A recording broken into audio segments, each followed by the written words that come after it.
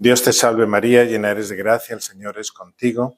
Bendita tú eres entre todas las mujeres y bendito es el fruto de tu vientre, Jesús. Santa María, Madre de Dios, ruega por nosotros pecadores, ahora y en la hora de nuestra muerte. Amén. Gloria al Padre, y al Hijo, y al Espíritu Santo. Como era en el principio, ahora y siempre, por los siglos de los siglos. Amén. Sagrado corazón de Jesús, En vos confío, Inmaculado corazón de María. sea la salvación mía. Patriarca San José, Ruega por nosotros.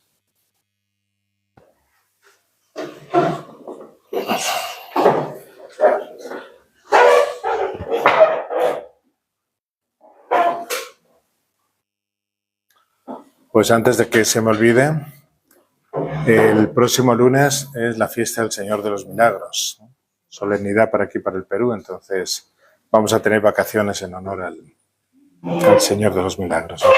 El próximo lunes no habrá catequesis, para que vayan ustedes a la misa y lo celebren, y la procesión y todo lo que sea necesario. Muy bien, vamos a ver por dónde nos hemos quedado la última vez. Estamos hablando de la virtud de la mansedumbre.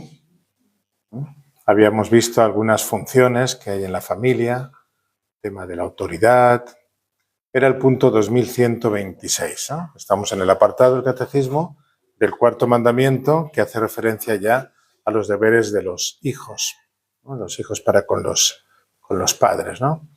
Entonces nos damos cuenta de que para vivir una relación familiar dentro de la familia, ¿verdad? Caminando ya hacia Dios y hacia la santidad, es necesario practicar dos importantes virtudes, que es la mansedumbre y la docilidad. Entonces queremos entender un poquito cuáles son esas virtudes y en qué consisten. No solamente, claro, no se practican desde la nada, ¿no? Digamos que la enseñanza de los padres para con los hijos en el régimen tradicional católico es la enseñanza de estas virtudes que se puedan ir adquiriendo, ¿no? Hemos dicho, tomando el fondo de Santo Tomás de Aquino, digamos el seguimiento, la luz de él, que la mansedumbre es la virtud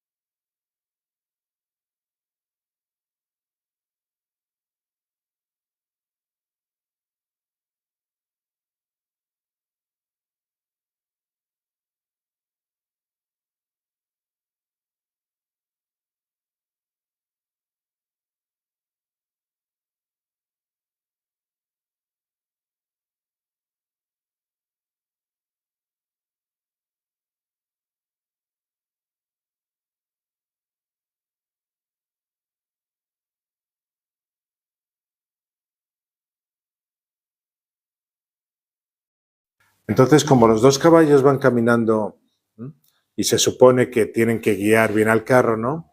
El auriga es como la razón, es la inteligencia, que va sujetando y unas veces tiene que tirar de uno, otras de otro, para que el carro vaya siempre nivelado. Esta es un poquito la imagen que él presenta y que es tan interesante y tan válida, ¿no? Luego la aprovechará Aristóteles también para explicar de una manera más acertada, tal vez, naturalmente hablando, las pasiones en el hombre. Y la imagen del caballo es muy interesante, ¿no? Porque el caballo cuando corre es como muy apasionado, ¿no es cierto? Pues representa las pasiones, ¿no? Y Santo Tomás de Aquino también utilizará no el mismo mito, desde luego, ¿no? Porque ya tenemos aquí las enseñanzas de toda la Sagrada Escritura, pero nos va a decir que hay un apetito irascible, que hay un apetito concupiscible y que la razón tiene que guiarlo. En el caso nuestro, ya digamos que así es como Dios pensó al hombre, ¿no? Pero por efectos del pecado original siempre hay una batallita entre la razón que quiere guiar y el apetito que quiere salirse con la suya. Entonces, la gracia interviene ahí y nos ayuda. No es que la gracia sea determinativa en tomar nuestras decisiones, no esas las tenemos que tomar nosotros, pero la gracia nos da luz para que tomemos certeramente las decisiones adecuadas. Entonces, en este sentido, dice Santo Tomás, la mansedumbre es la virtud que tiene por objeto moderar, ¿no? Pues, moderar la ira según la recta razón. O sea que la mansedumbre va a ayudar a la recta razón para que esos apetitos, especialmente el de la ira, esté moderado, esté en su lugar, esté en equilibrio. Cuando estamos hablando de moderación, siempre tenemos que tener presente una de las 4 virtudes llamadas cardinales, que es la templanza. Lo propio de la templanza es la moderación. Entonces, hija de la templanza es la mansedumbre. Y la mansedumbre nos modera, por ejemplo, de los arrebatos de cólera, de furia, de ira, que se levantarán solamente cuando sea necesario. Gastar ira por gusto tampoco es necesario. Y en la medida debida. Entonces, como todos tenemos pasiones y como todos tenemos impulsos, la mansedumbre nos permite canalizar nuestras pasiones, canalizar nuestros impulsos, no para reprimirlos, sino para sacarles provecho. No es que usted tiene que ser a partir de ahora un agua mansa, un lago ahí en calma, siempre le caiga una bomba encima de la cabeza. Pues no, no se trata de eso, eso es exagerado, eso está salido de tono. Sino que esos apetitos yo les tengo que sacar provecho. Entonces la mansedumbre me ayuda a vencer la indignación, el enojo, ya sea justo o injusto, a soportar las molestias, las contrariedades con serenidad, otorgando, por ejemplo, suavidad en el trato. Pero eso no nos quita la reciedumbre. Bueno, el Señor dice que esta virtud de la mansedumbre no la tenemos de nacimiento, sino que tenemos que aprenderla, la tenemos que adquirir. Por tanto, supone mucho ejercicio, mucho examen de conciencia para lograr el control de uno mismo y para poder dominarnos ante lo que nos violenta o lo que nos irrita. Entonces, manso viene a ser aquel que logra interiormente la paz, y no la confundamos con una paz psicológica, ¿eh? No es ponernos ahí en forma de flor de loto y empezar ahí a concentrarnos, no es ese caminito, ¿no? Manso es el que no se irrita gratuitamente, el que se domina, el que no se altera en forma desmedida ni se descontrola, aunque le puedan sobrar motivos para hacerlo.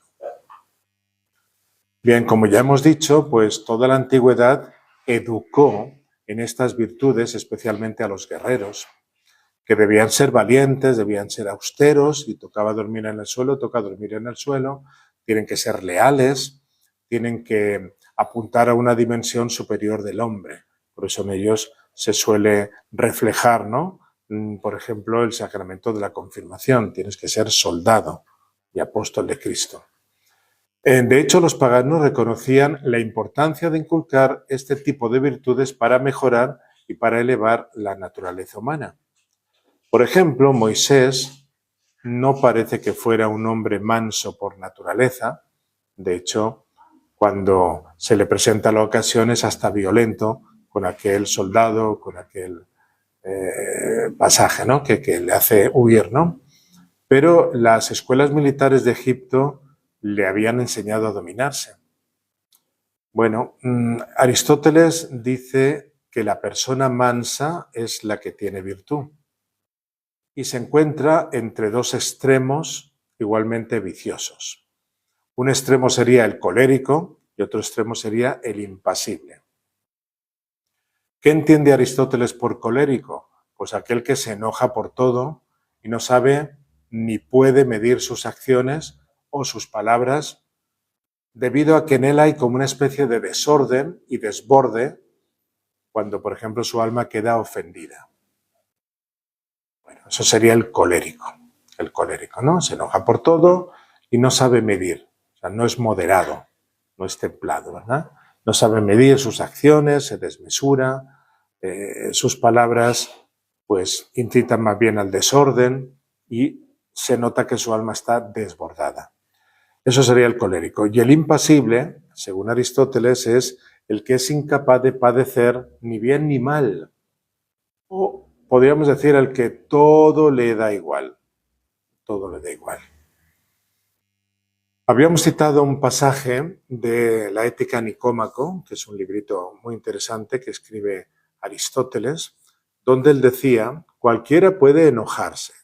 Eso es algo muy sencillo. Pero enojarse con la persona adecuada, en el grado exacto, en el momento oportuno, con el propósito justo y en el modo correcto, ya hemos dicho muchas cosas, ¿verdad? Eso ciertamente no resulta tan sencillo. O sea que fíjense que ya, aunque desde un punto de vista natural, ya Aristóteles consideraba qué camino tan interesante que da mucha dignidad a la persona que trabaja esta particularidad dentro de sí. A veces se confunde la mansedumbre con la timidez, con la debilidad, con la falta de carácter. Nada que ver con todo eso. La mansedumbre no significa debilidad, por más que esté rodeada de bondad. Pero ser bueno no significa ser débil. Además, con la bondad suele venir la paciencia, suele venir la comprensión. Pero eso no necesariamente es o significa debilidad. Más bien, la mansedumbre es la virtud de los fuertes. Esos fuertes que, como hemos dicho, saben dominarse siempre en aras de un bien mayor. O sea, aquellos que saben soportar con paciencia contrariedades, tienen dominio de sí mismos, vienen pasiones desordenadas, pero saben poderlas controlar y manejarlas para bien. Entonces es una virtud muy importante, sobre todo en el día a día, ¿verdad? Porque a veces, ante los defectos continuados de una persona, lo más fácil es que en nosotros no brote la mansedumbre, sino la impaciencia, ¿no? Pues el adquirir la virtud de la mansedumbre, pues es un trabajo a veces heroico, y un trabajo de mucho tesón, de mucho vigilarse, de mucho entrenamiento, etcétera, ¿no? Bueno, tiene mucho de paciencia, como se ve, tiene mucho de fortaleza interior. La mansedumbre es la virtud de los pacíficos.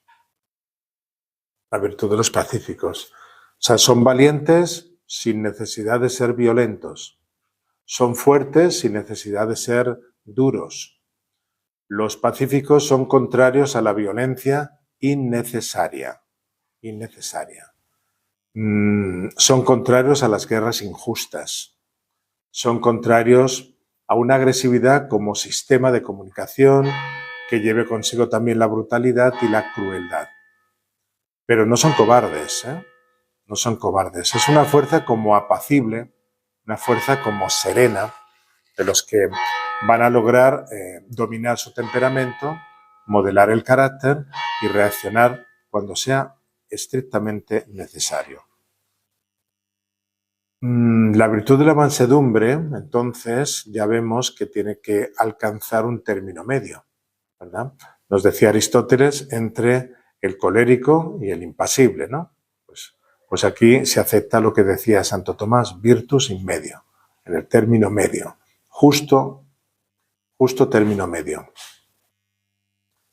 Hay que reconocer y hay que saber que siempre la virtud es un hábito, y los hábitos no se logran sino con la repetición frecuente de actos reiterados. Entonces no basta abstenerse con acciones que pueden ser provocadas por la pasión de la ira para tener esa virtud de la mansedumbre o cualquier otra virtud. Es necesario repetir con frecuencia actos de esa virtud en circunstancias propias que me pueden llevar o que realmente me están encendiendo la ira. Entonces, siempre huir del vicio es caminar hacia la virtud. Siempre. Pero no necesariamente es tener ya la virtud. Empezar a caminar no es que ya tengo la virtud, estoy empezando a caminar. Y hay mucho que desaprender todavía. A veces es que uno está tan acostumbrado a ser así iracundo que ni se da cuenta que lo es. Entonces, cuando lo empieza a trabajar, empiezan a despertar esta sabiduría de que tengo que frenar y en dónde tengo que acelerar. No es nada del otro mundo que alguien sea manso sin que haya nada que lo irrite, ofenda o contradiga, ¿no? O sea, sería como muy extraño que se mostrara áspero y enojadizo, enojón creo que dicen ustedes, ¿no? En cuanto se le rodea a veces de contemplaciones, de cortesías, de miramientos. Se suele aplicar a veces el término de manso a ese gatito que esconde las uñitas para jugar. Entonces se le puede acariciar, pero cuando se le maltrata, ahí aparecen unas uñas que son interesantes. Hay que tenerles bastante respeto, ¿no? También a veces se le aplica ese término a esas abejas que clavan el aguijón cuando se les irrita o cuando se les ataca. Pero suelen ser inofensivas para aquellas personas que alrededor de la colmena procuran no alborotarlas, ¿no? Sino que son como sus amigas, ¿no? Las que las cuidan. Sobre todo hay que tener en cuenta de que la mansedumbre necesita lucha. Hay que luchar contra uno mismo. Ya hemos dicho que no se tiene de nacimiento, eso lo sabemos por el mismo Señor Jesucristo, entonces la tenemos que aprender. De ahí que haya personas que pueden tener un carácter muy apacible, mientras todo el mundo le lleva la corriente. Pero si se les empieza a contradecir, bueno, pues a lo mejor aguantan 10 segundos. Pero al 11 ya empezamos a conocerle, ¿no? Aparece el fuego debajo de las cenizas. Para saber si tenemos esa virtud, debemos probarla, sobre todo soportando los defectos del prójimo. Que siempre vamos a encontrar en el prójimo defectos, ¿no? Siempre. Por eso San Francisco de Sales dice: no es extraño que un religioso sea manso y cometa pocas faltas cuando nada hay que pueda enojarle o probar su paciencia. Cuando me dicen, he aquí un religioso santo, enseguida pregunto, ¿ejerce algún cargo en la comunidad? Si me responden negativamente, no admiro mucho esa santidad. Pues hay gran diferencia entre la virtud de ese religioso y la del que haya sido probado, a veces interiormente por tentaciones, otras veces exteriormente por las contradicciones que se le hacen aguantar. La virtud sólida no se adquiere nunca en tiempos de paz, mientras no hay contrariedad de las tentaciones. Bueno, pues miren, esta enseñanza de San Francisco de Sales, como siempre todo lo que él escribe es muy relevante. Porque, por ejemplo, hay gente, ¿no?, que le pide a Dios: yo quisiera que me des paciencia y que yo no sufra. Pues mala petición. Mala petición. Según San Francisco de Sales, mala petición. No sé, es que en las tentaciones es donde se tiene que fraguar uno esa virtud. Esa virtud y cualquiera. Entonces, las tentaciones están ahí por alguna razón, no para que usted caiga, sino para que sea fuerte y ejercite toda la gracia que el Señor le está dando, ¿no? Bueno, entonces, esto supone que en la vida cotidiana nos está exigiendo esfuerzo, hay que dominarse, no hay que montar en cólera. Si de repente mi hermano se volvió a dejar las llaves dentro de la casa, O de repente que yo le presté, qué sé yo, mi Biblia a un amigo y entonces la mojó. Bueno, para mí feliz porque así me compraron otra, ¿no? O de repente se la olvidó en la banca de una iglesia, en algún sitio, ¿no? De repente yo le envío un mensaje a mi esposo, el esposo está trabajando, el esposo no me responde. ¿Por qué no me respondes? Porque estoy trabajando. Claro, en las cláusulas del trabajo no están ahí. Queda usted contratado, pero si su esposa le manda un WhatsApp, usted tiene todo el permiso para responderle. Pues eso no está en las cláusulas, pero nos ponemos aquí súper frenéticos, ¿no? Nos sería de mucha ayuda leer vidas de santos que han trabajado con su carácter un tanto colérico y gruñón. Han trabajado mucho eso. Uno de los más conocidos es precisamente San Francisco de Sales. Desde luego hay que reconocer que todo el trabajo apostólico que hizo este caballero en la región del Chablais, por allá por Bélgica, Francia, ¿no? Unas luchas religiosas que tenía que hacer realmente impresionantes y con su mansedumbre logró ganarse el corazón de tantísima gente. Básicamente eso era lo que más hablaba, además de los pasquines, ¿no? que él enviaba, echaba por debajo de la puerta él mismo, ¿no? Pues eso es el patrón del periodismo, ¿no? Porque él se dedicaba a repartir todas estas cositas, ¿no? Pero realmente él le gustaba decir, no sé si la frase es totalmente suya, pero él solía decir con mucha frecuencia que se cogen más moscas con una cucharada de miel que con 100 barriles de vinagre. Haga la prueba, si quieren, en su casa. Bueno, su ejemplo no solamente va a ser muy bueno para convencer al mundo protestante, en este caso calvinista, sino que también para despertar esa emulación en otros santos. San Vicente de Paúl reconoce que la mansedumbre de San Francisco de Sales le ayudó muchísimo a él. Y él reconoce que era un gruñón. Fíjense, es el apóstol de la caridad, ¿no? Desde luego con este tipo de santos es como Francia, ¿no? Se otorga el título de la fille aînée de l'Église, ¿no? La hija predilecta de la Iglesia, porque con estos santos se ha desarrollado mucho en el tema de la caridad. Pero no eran así cuando empezaron, obviamente, ¿no? Entonces, él dice que era muy gruñón, bilioso incluso, es decir, que desperdiciaba mucha bilis y era un moral, ¿no? Entonces tuvo que hacer muchos esfuerzos para dominarse, pero llegó a lograr frutos, estoy hablando de San Vicente de Paúl, que le hacen fundar una congregación que se llama así, las Hijas de la Caridad, precisamente. Decía él, la mansedumbre, qué bella virtud. Yo no he aprendido todavía a ser manso. O sea que ya llevaba todo un trabajito, ¿no? Al cual le estimuló mucho San Francisco de Sales. Y él seguía estudiando esto, estudiaba y enseñaba. Por ejemplo, buscaba modelos en la Sagrada Escritura. Y él dice, la Sagrada Escritura, en el libro de los Números, dice que Moisés era un hombre muy manso, el más manso que haya habido nunca en la tierra. Y a pesar de todo eso, fue junto con Abraham, el fundador de Israel, que con su energía, de un montón de refugiados, formó el pueblo de Dios. Entonces, es como enseñando, ¿no? Con este modelo, ¿no? Muy manso, pero a la vez muy enérgico. Porque ser un líder que tienes que movilizar a cuántos hebreos habrán salido de allá. Bueno, la Sagrada Escritura nos pone todo un cómputo de ellos, ¿no?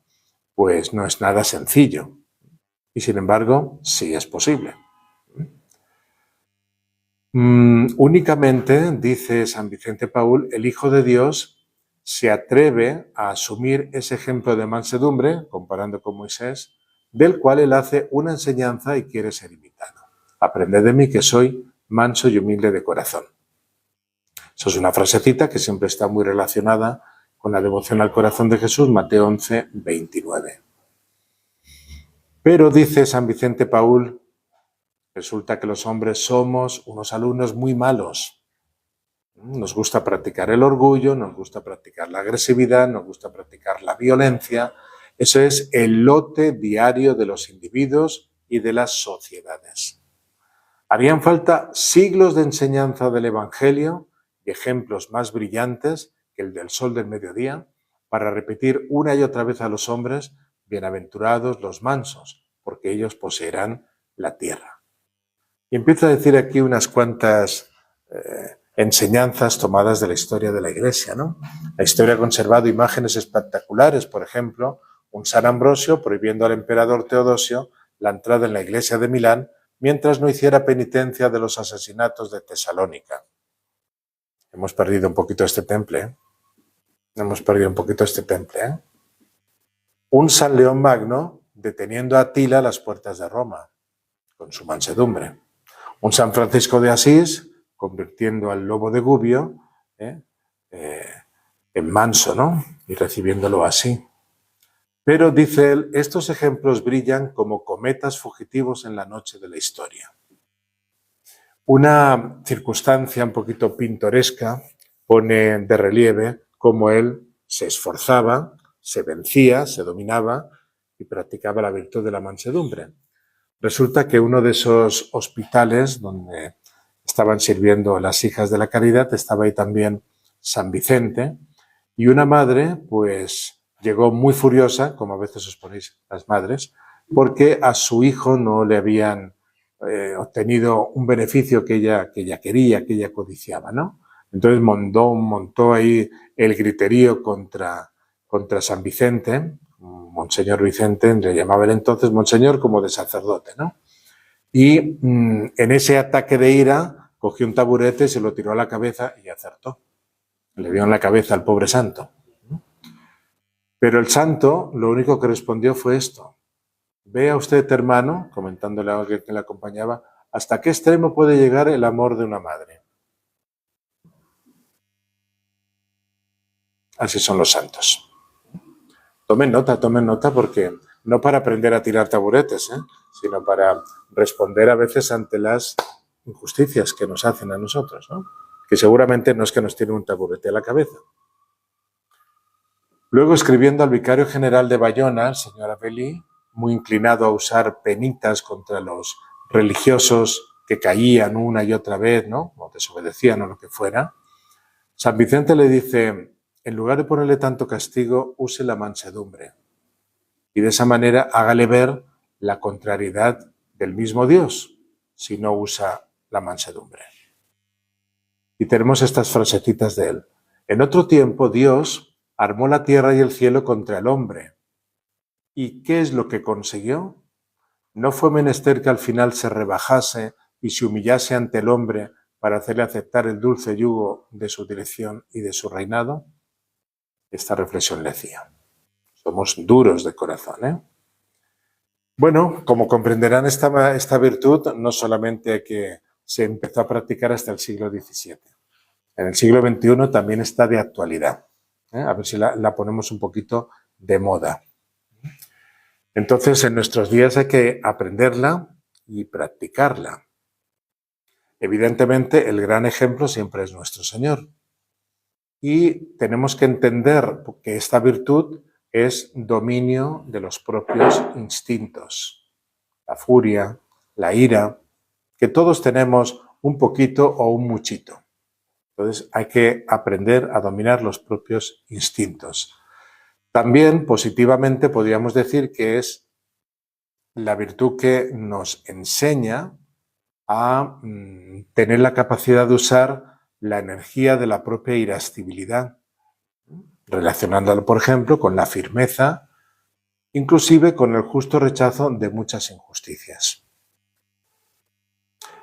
Es también esta virtud comportamiento de afabilidad con todos. Ya ven que tiene mucho que relacionarse con la amabilidad. Afabilidad, amabilidad son dos palabras afines. Acercarse a los otros y acogerlos, hacer uso de la corrección fraterna de una manera con mucha prudencia, ¿no? Es también la capacidad de soportar las ofensas, evitando reaccionar con violencia y más bien actuando con la convicción de que con la paciencia se puede conquistar al más duro adversario. Como decía San Francisco de Sales, a ver si se aprendieron el refranero. Con una cuchara de miel. ¿Qué? Que con un barril de vinagre. ¿No? Con un barril de vinagre, ¿no? Es respetar a las personas, ejercitando también hasta la valentía del perdón. Es coraje y audacia para anunciar el Evangelio. Pues ahí, desde luego, San Pablo era único en eso, ¿no?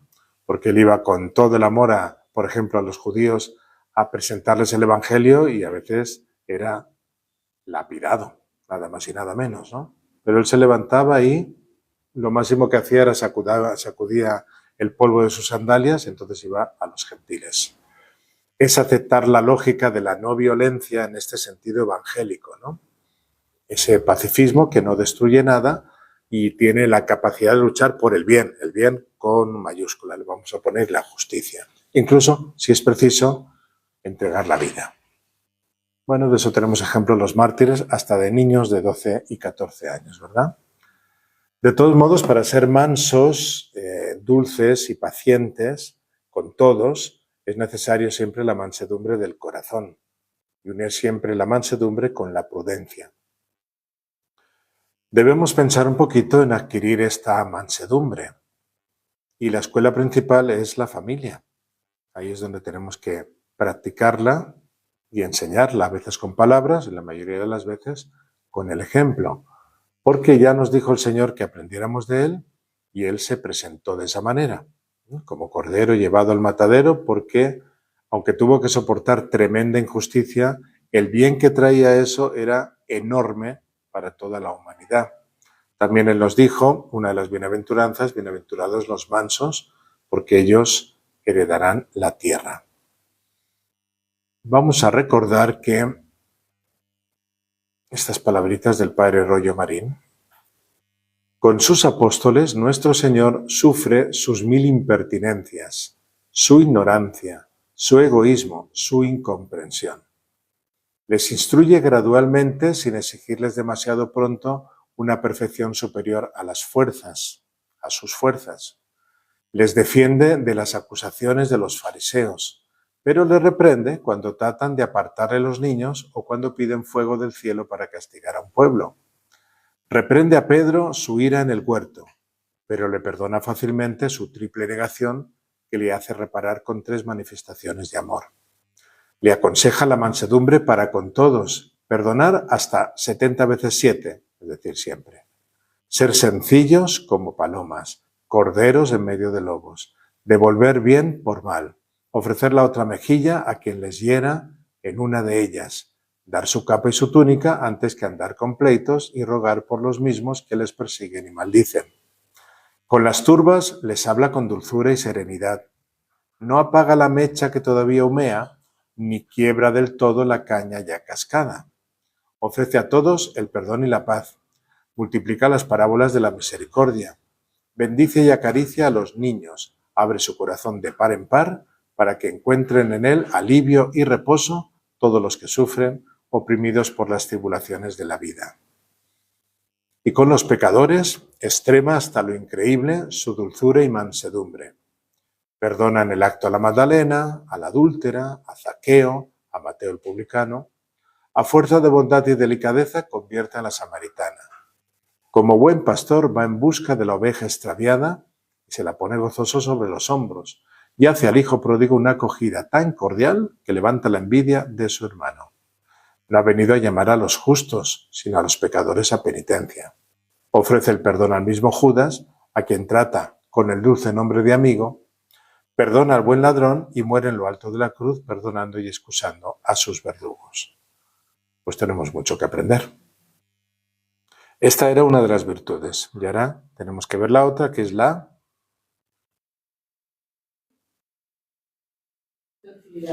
docilidad. La docilidad. Mansedumbre, docilidad. El catecismo nos dice que el hijo tiene que ser dócil con sus padres. ¿Pero en qué consiste eso de ser dócil? ¿En qué consiste la virtud de la docilidad? Pues la docilidad es la virtud que nos lleva a hacer lo que se nos manda o aconseja tranquilamente, sin violentarnos, sin oponer resistencia y la que hace fácil que se nos enseñe. Es una predisposición para aceptar las indicaciones que recibimos para encaminarnos hacia el bien. Bueno, alguna de ustedes no estaba muy equivocada cuando ha dicho la prudencia, porque finalmente la docilidad es hija de la prudencia y también de la humildad. ¿Por qué? Pues porque la actitud dócil es la que está abierta a aprender, a que me corrijan. Necesito corrección, no soy perfecto. Aceptar un consejo. Y también darse uno cuenta de que hay otros que pueden saber más que yo, y que pueden y deben enseñarnos, y nosotros debemos dejarnos enseñar sin resistirnos como fieras. Eso quiere decir que la persona dócil no ofrece resistencias a un buen aprendizaje, a una buena enseñanza. No pone resistencia a ser aconsejada o a ser corregida. Más bien lo acepta con humildad, lo acepta con interés. La docilidad hace que no nos altere que nos manden, sino que más bien agradecemos. Y si entendemos esta virtud, entonces las personas más adecuadas con las que practicar esta virtud, pues son nuestros padres, son a veces los sacerdotes que tienen misión de enseñar en la iglesia, también los obispos, etcétera, profesores, también catequistas. En la Sagrada Escritura no faltan modelos de docilidad. Y, como siempre, el que se lleva la estrella de oro es nuestro Señor, faltaría más, ¿no? Siempre dócil a la voluntad de su Padre. ¿Cómo no? La Santísima Virgen. Ella acepta la maternidad divina, que puede ser que lo más normal es que no estuviera en sus planes. Dócil es San José para seguir también los dictados del ángel a la hora de salvar al niño, a su madre y huir a Egipto con todo lo que eso conllevaba, ¿no? Dóciles han sido los santos siempre a las inspiraciones divinas. Esas son cositas que nosotros aprendemos cuando explicamos la vida de un santo o, por ejemplo, cuando tenemos que leerla y sacamos esas virtudes, ¿no? Dóciles tenemos que ser nosotros, por ejemplo, para respetar los 10 mandamientos, como no, para aceptar los consejos de nuestros padres, de nuestros superiores, que representan y nos transmiten la voluntad de Dios, para aceptar los consejos de los sacerdotes o directores espirituales, evidentemente de buena doctrina, en la confesión, que nos van siempre a ayudar a transitar el camino de nuestro camino a la santidad sin temor a equivocarnos, ¿no? No olvidemos que hay obras espirituales de misericordia que dicen corregir al que yerra y enseñar al que no sabe. Entonces tenemos que practicar esto, pero también tenemos que dejar que lo practiquen con nosotros. Entonces nosotros es bueno que busquemos en la Sagrada Escritura casos en los que se acaba muy mal por no ser dóciles al mandato divino o a las obligaciones que hemos contraído. En alguna de sus predicaciones de Santa Marta, el Papa Francisco nos ha hecho caer en la cuenta de algún pasaje del Antiguo Testamento muy característico, ¿no? Sobre todo es el llamado pecado de Saúl. Dice el Papa que ese pecado de Saúl es una falta de docilidad. ¿A qué? A la palabra de Dios. ¿Por qué? Porque él hace su propia interpretación y cree que lo que él piensa es más justo que lo que le ha dicho el mismo Dios. Y el Papa dijo, mucho cuidado, porque esa es la sustancia del pecado contra la docilidad. Esa es. El Señor le había dicho que no tomara nada del pueblo que había sido vencido, pero así no sucedió. Este pasaje lo encontramos en el primer libro de Samuel, capítulo 15, y ahí nos cuenta una triste historia de este rey, porque el capítulo 15 empieza con la unción de Samuel a Saúl. Entonces, nada más ser consagrado rey por Samuel, le dice de parte de Dios, mira, estos son los versículos ya, el 2, el 3, o sea, nada más iniciando.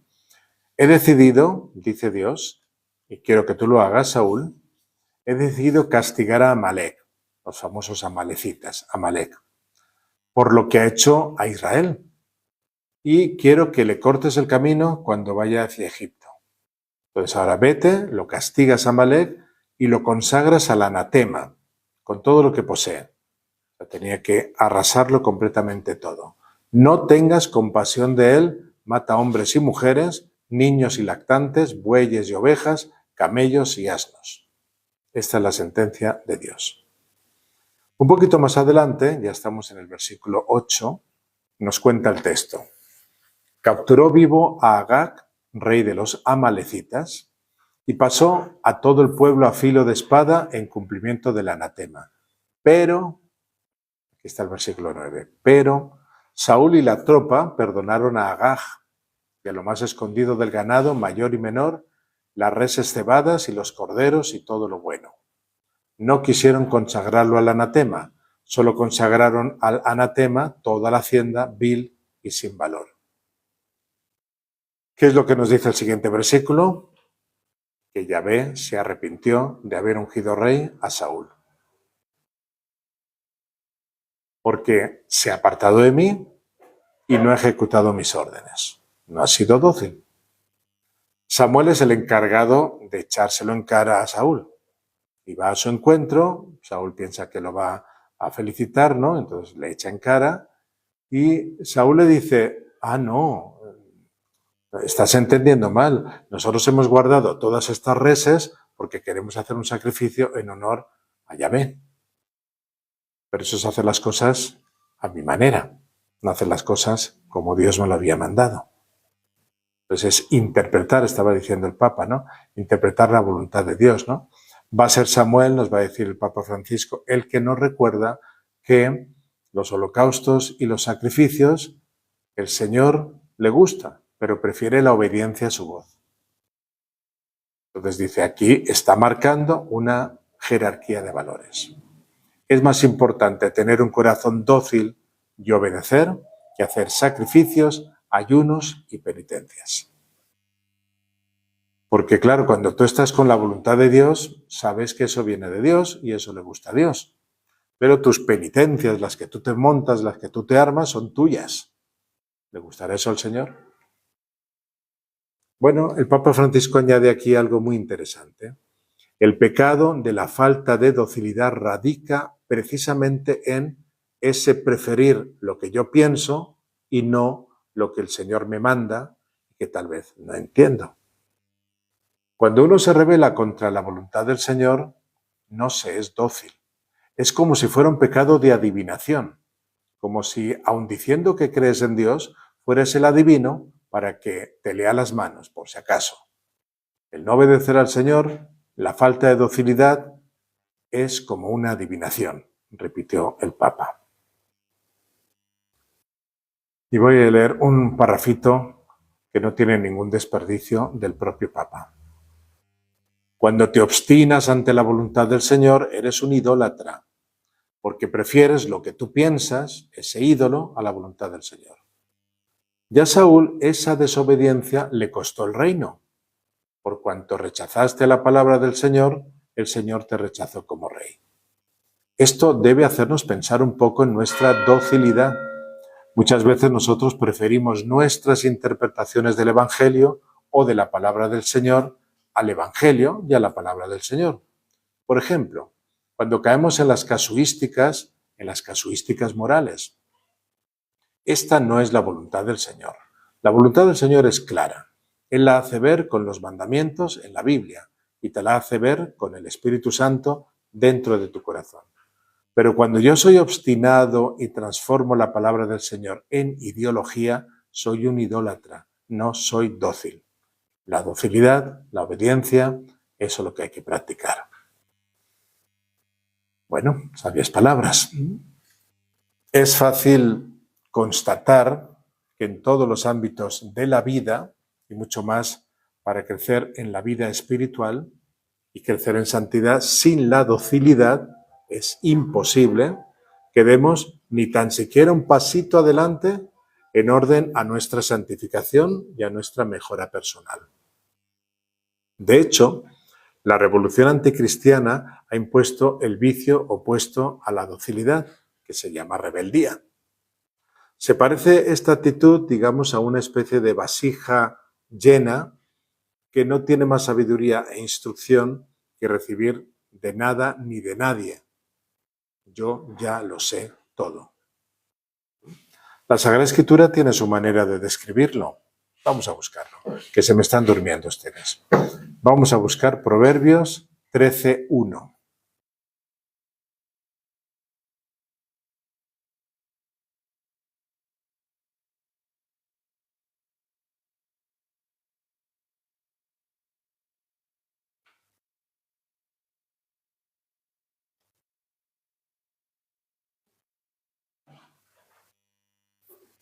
El hijo sabio ama la corrección, pero el petulante no escucha la reprensión.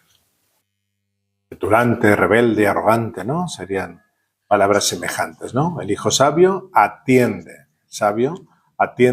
a la instrucción de su padre. Pareciera que el sabio es el que ya lo sabe todo y entonces ya no. No, el sabio es el que atiende la instrucción de su papá. El arrogante es el que no escucha. Por tanto, es el que se decanta por la soberbia, ¿no? Lo importante es que el hijo entienda que la sabiduría tiene que amar la instrucción. Tener conciencia de que necesito que me digan, que me iluminen, y esto no lo recibo como un fastidio, que es la típica crisis del adolescente, ¿no? Y hay algunos que a los 80 años todavía no han dejado la adolescencia. Ser dócil y obediente supone ser sabio, nos está diciendo ese pasaje de los Proverbios.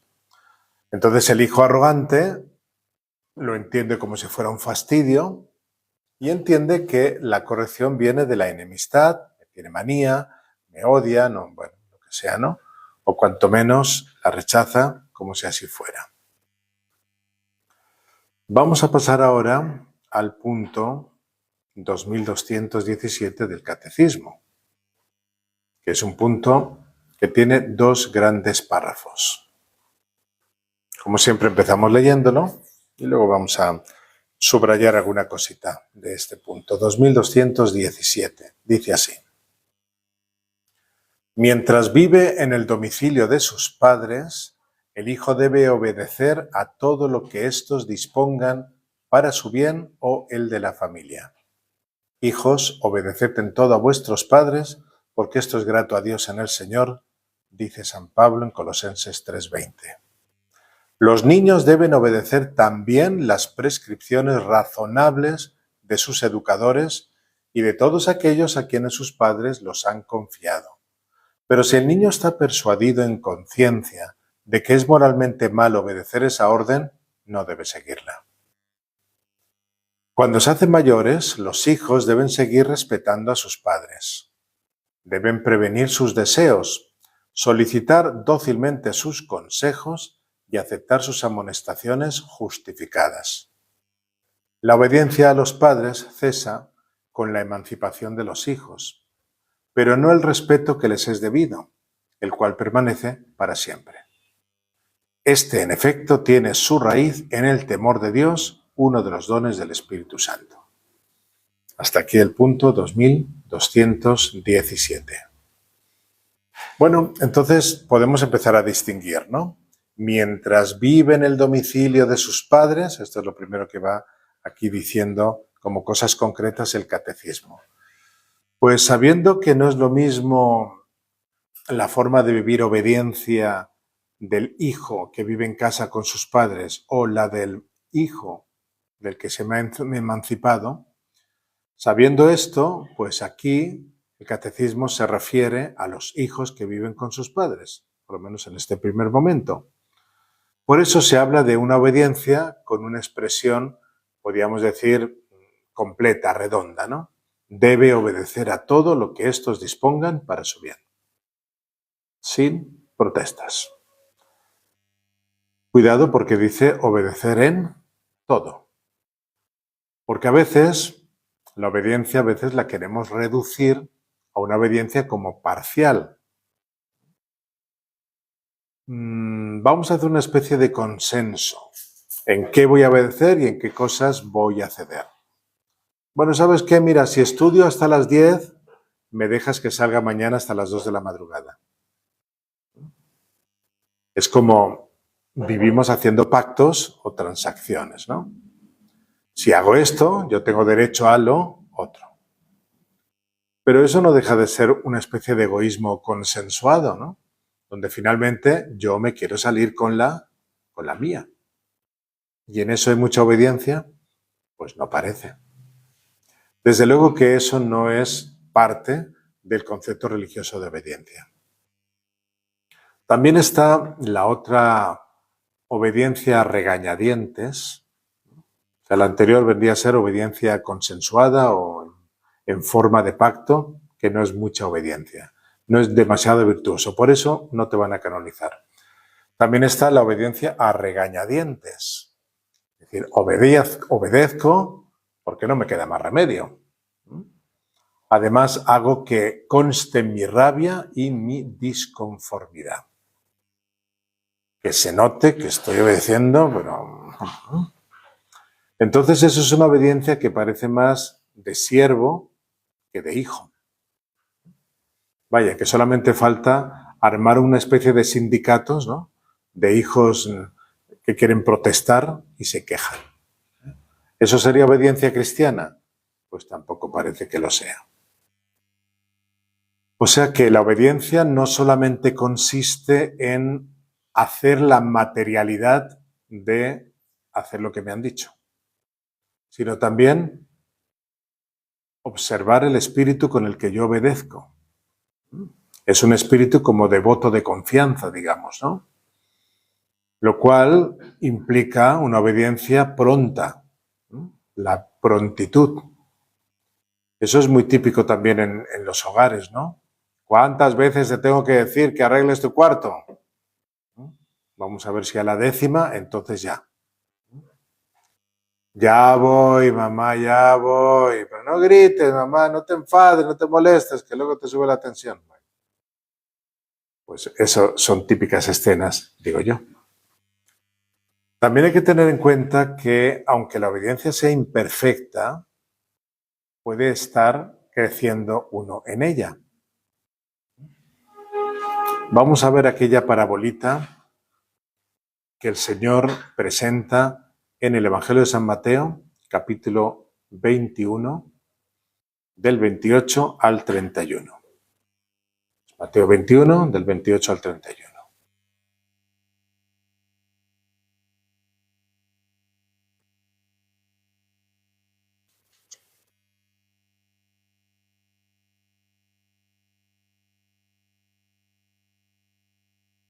¿Pero qué les parece? Un hombre tenía 2 hijos. Acercándose al primero le dijo: Hijo, vete hoy a trabajar en la viña. Y él respondió: No quiero. Pero después se arrepintió y fue. Acercándose al segundo le dijo lo mismo. Y él respondió: Voy, Señor. Y no fue. ¿Cuál de los 2 hizo la voluntad del Padre? Que contestaron. Nos ha dejado en ascuas. El primero, le dicen. El primero, le dicen. Contestaron el primero. El primero fue el que cumplió la voluntad, ¿no? Es una voluntad imperfecta, es una obediencia imperfecta, pero está en camino de mejorarse, ¿no? Como que se lo pensó mejor y dijo, no, voy a obedecer a papá. El punto del catecismo sigue diciéndonos: los niños deben obedecer también las prescripciones razonables de sus educadores y de todos aquellos a quienes sus padres los han confiado. Pero si el niño está persuadido en conciencia de que es moralmente malo obedecer esa orden, no debe seguirla. Esta frasecita nos puede sorprender un poquito, ¿no? Pero el catecismo nos dice que el niño es un sujeto moral, no es un objeto, es un sujeto moral. No es lo normal, pero podría ocurrir que el niño en conciencia, no por egoísmo, en conciencia, se dé cuenta o perciba que la orden que le dan es mala. Pues no debe de seguir esa orden, porque hay que obedecer a Dios antes que a los hombres, ¿no? De ahí que se diga, deben obedecer también las prescripciones razonables. ¿Las razonables, eso? Sí. La obediencia no es una obediencia ciega. La virtud cristiana de la obediencia debe ser razonable, nos está diciendo el catecismo. De hecho, pues, ¿cuántas veces la Iglesia ha hablado de la relación que tiene que haber entre fe y razón, ¿no? Esto se debe aplicar también, pues, a obediencia y razonabilidad de lo que se manda. Por eso, cuando nos toca mandar, tenemos que ser razonables, ¿no?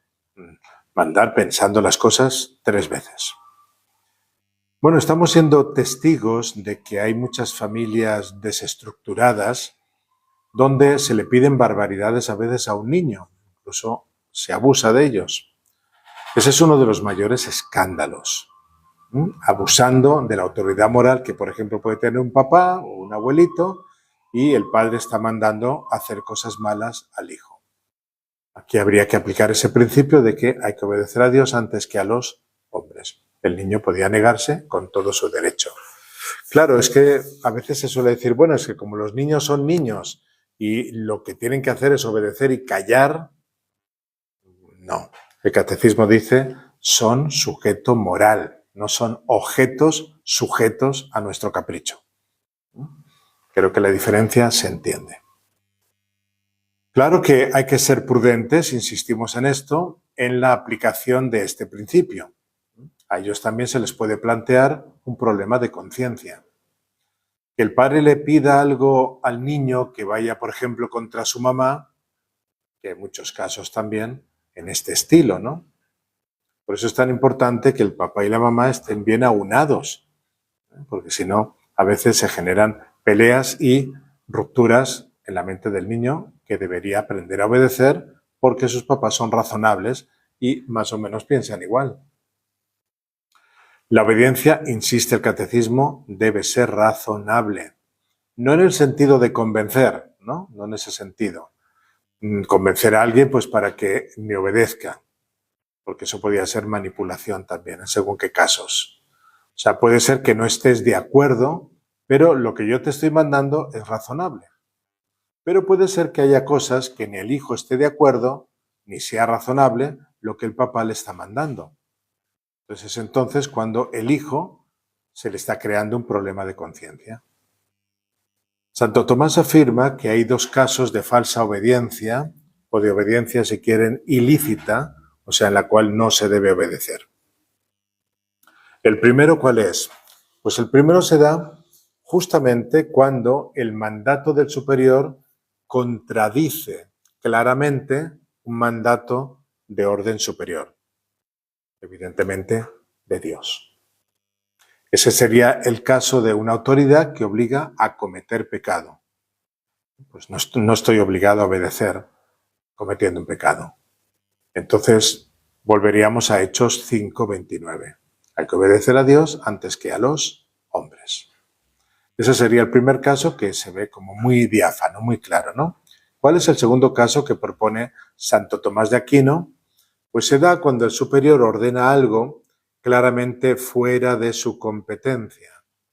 ¿Cómo sería el caso de que la autoridad pretendiera mandar actos internos de la voluntad de una persona? O bien, en la obediencia religiosa, si un superior comanda algo que claramente contradice, por ejemplo, las constituciones o las reglas de un instituto. Esos son los ejemplos que pone Santo Tomás de Aquino. Pero sí se debe obedecer en los otros casos. Incluso Santo Tomás afirma que en los actos corporales y en el caso de la obediencia a la Iglesia se podrá hablar incluso de obediencia para ciertos actos internos, como se lo explicará más adelante. No sé si ustedes han tenido la oportunidad de leer alguna vez en su vida, que es tan maravillosa y tan bella, y tan larga para algunos, ese librito que se llama El Principito, de Antoine de Saint-Exupéry. Sí, todos. Qué chévere. Qué buena gente, ¿eh? Pues este libro es muy instructivo, tiene cosas muy interesantísimas, ¿no? Por ejemplo, en el capítulo 10, él habla de la obediencia y dice lo siguiente: si yo ordenara, decía habitualmente, si yo ordenara a un general convertirse en ave marina y si el general no obedeciera, no sería la culpa del general, sería mi culpa. No es una obediencia razonable. Vean cómo se van aplicando aquí con pequeños ejemplos lo que hemos dicho. Y aún más, en las siguientes palabras, sienta redondamente lo principal de la obediencia. Si ordenara a un general volar de una flor a otra como una mariposa, o escribir una tragedia, o convertirse en ave marina, y si el general no ejecutara la orden recibida, ¿quién estaría en falta, él o yo? Sería usted, dijo con firmeza el Principito. Exacto. Debe exigirse de cada uno lo que cada uno puede dar, prosiguió el rey. La autoridad se fundamenta, en primer lugar, en la razón. Si ordenas a tu pueblo que se tire al mar, hará la revolución. Yo tengo el derecho de exigir obediencia porque mis órdenes son razonables. Está bastante claro. La autoridad se funda en la razón, no en el capricho. Y el superior puede exigir obediencia cuando lo que ordena no sigue de eso o no implica un mal. Este punto del catecismo es bastante sustancial, como vemos, y muy práctico. ¿Qué más dice este punto? Cuando se hacen mayores, esto ya nos toca un poquito más a nosotros. Los hijos deben seguir respetando a sus padres. Deben prevenir sus deseos, solicitar dócilmente sus consejos y aceptar sus amonestaciones justificadas. La obediencia a los padres cesa con la emancipación de los hijos, pero no el respeto que les es debido, el cual permanece para siempre. Este, en efecto, tiene su raíz en el temor de Dios, que es uno de los dones del Espíritu Santo. Bueno, la emancipación más clara es aquella que se produce cuando se forma una nueva familia. Dejará el hombre a su padre y a su madre, se unirá a su mujer y serán una sola carne, ¿no? Pero también puede ser una emancipación porque se independiza como soltero, ¿no? Se va a vivir a su casita, ¿no? Pero si el hijo sigue viviendo en la casa, aunque sea mayor, aunque sea el bebé, pero que tiene 80 años, 50 años, ¿no?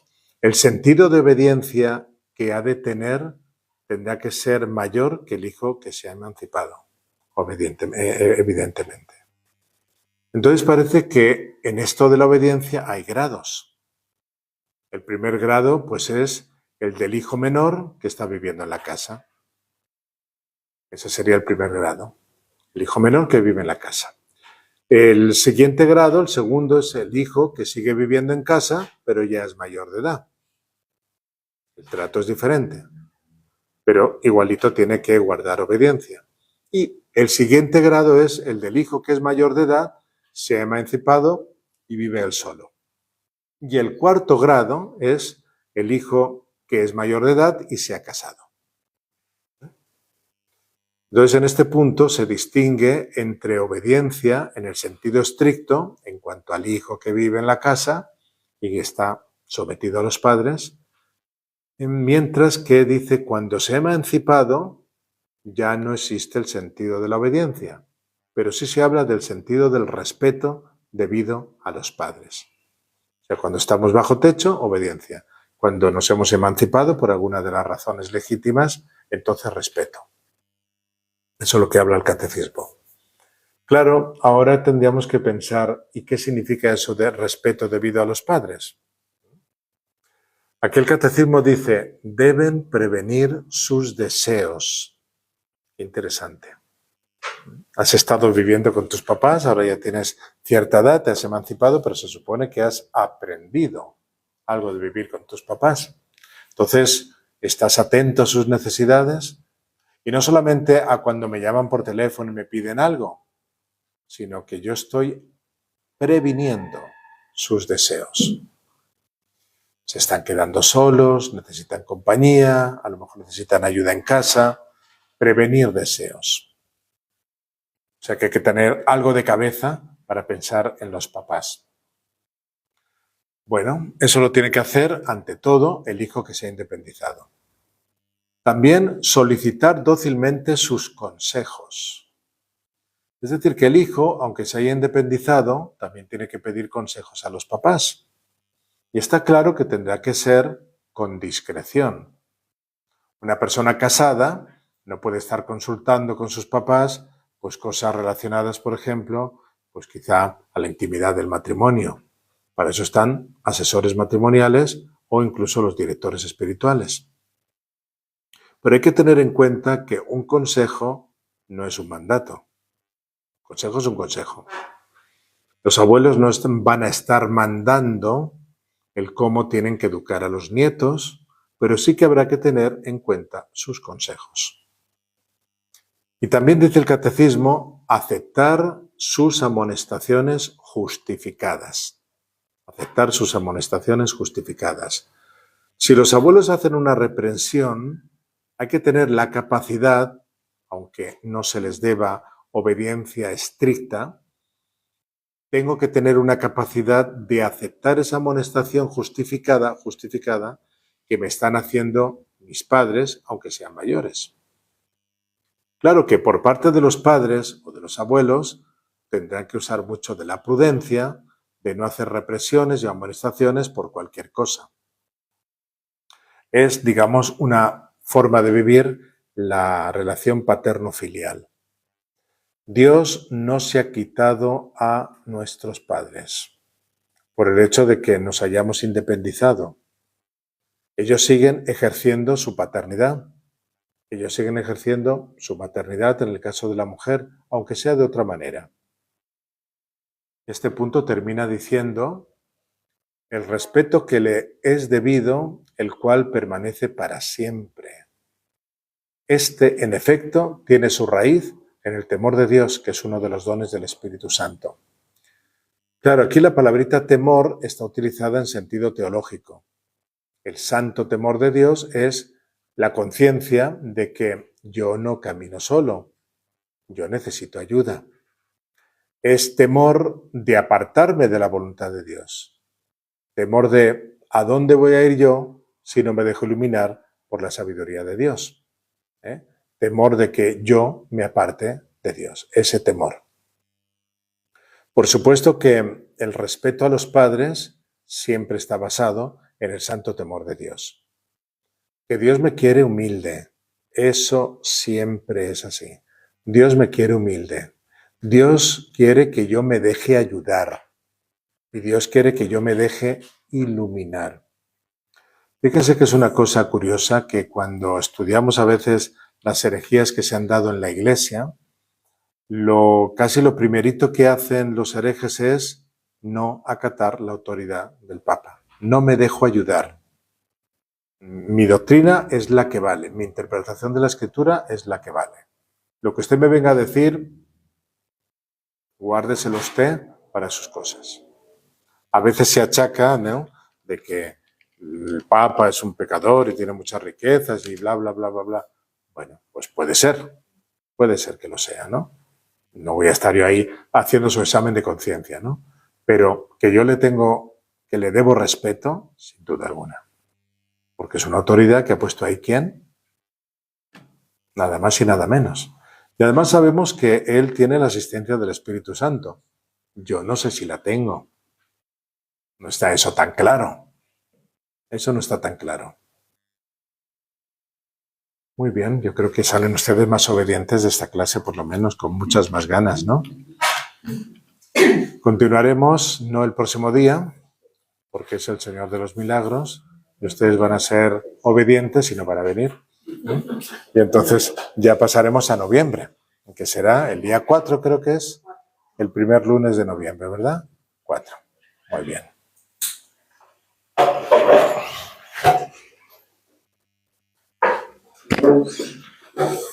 Gloria al Padre, y al Hijo, y al Espíritu Santo. Como era en el principio, ahora y siempre, por los siglos de los siglos. Amén. Glorioso Patriarca San José, Ruega por nosotros. santos ángeles de la guarda, Ruega por nosotros. Pues muy bien. Gracias. Tengan